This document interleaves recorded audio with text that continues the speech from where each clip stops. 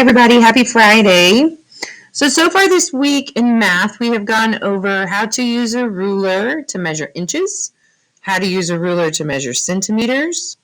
We've also looked at frequency tables, where you take the tally table and you turn it into a table with numbers, and how to use those to answer questions. And then we've also looked at pictographs yesterday. You guys are very proficient at all of those things, and I'm quite proud of you. Today we're going to keep going with our graphs and charts unit, and we're going to look at bar graphs. Today you're actually going to be asked to create a bar graph, and there's a video that you'll watch at the end of what I'd like you to do. So let's get started learning about the parts of a bar graph. So our essential question is, how can you read and interpret data in a bar graph? Well, let's unlock the problem. A bar graph uses bars, like these, to show data. A scale of equally numbered or a scale of equally spaced numbers helps you read the number each bar shows. So these are the equally spaced numbers at the bottom.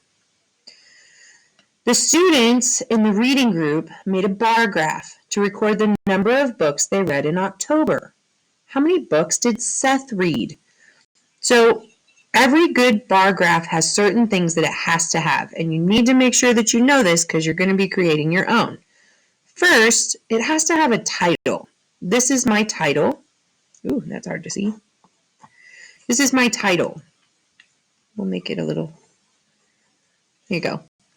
The title tells what the bar graph is about. So we know that this bar graph is about books read in October. The length of the bar tells you how many books each student reads. So like the purple bar, that's how many students or how many books Max read. The blue bar, that's how many books Amy read. Each bar is labeled with a student's name. So we need to know what the bar stands for. So we put a student's name. And over here on the side, you'll see it says student. And then at the bottom, it says number of books. So this is the title of my graph. This is the title of whatever's on this side. And this one is the title of what is on the bottom.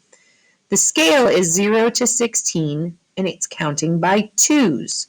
So from 0 to 2, 2 to 4, 4 to 6. It doesn't have the 1, 3, 5 in there. It just counts by twos all the way through. So we need to look at our question again. How many books did Seth read? That's what we're going to figure out now that we know more about a bar graph. So first, we need to find the bar for Seth. It ends at what? So Seth is the green bar. Here's Seth. He read 2, 4, 6, 8. It ends at 8. So Seth read 8 books in October. You see how we counted that?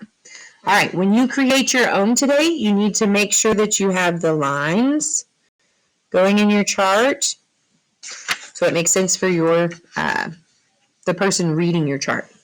So let's look at this again. How many books did Max read? Well, where's Max? What color is his bar? Well, his bar is purple. Here's Max. And he read 2, 4, 6. 6 books. Ooh, here's a good one. Who read 4 fewer books than Kate? All right, where's Kate? Here's Kate. Kate read 2, 4, 6, 8, 10, 12. So what is 12 minus 4? Well, more on the bottom, more on the floor, go next door, borrow 10 more. So 4, 5, 6, 7, 8, 9, 10, 11, 12. That would be 8. Who read 8 books? Well, that would be our buddy Seth. Seth read 8 books. So I can use my bar graph to answer all sorts of questions. It's not just how many did they read, but you could have questions like who read 4 fewer? So that requires you to figure out how many Kate read, and then what's 4 fewer, which means you're subtracting, and then who read that many. Multi-steps. So what if Amy read 5 more books? How many books did Amy read? Shade the graph to show how many she read. So this is another multi-step. Let's find Amy. Here's Amy. How many books did Amy read? Well, let's see. She read 2, 4, 6, 8, and then a half. So what comes in between 8 and 10? Well, that would be 9. She read 9. And then it says add 5 more. What if she read 5 more? Well, there's 1 more. 1 and 2 is 3. 3 and 2 is 5. So how many books would Amy have read if she read 5 more? Well, that would be 14 books. And we shaded it in on our chart. So we added 5 more. How many did she read? We shaded it in. Guys, this is how bar graphs work. Let's do a couple more examples on the next page.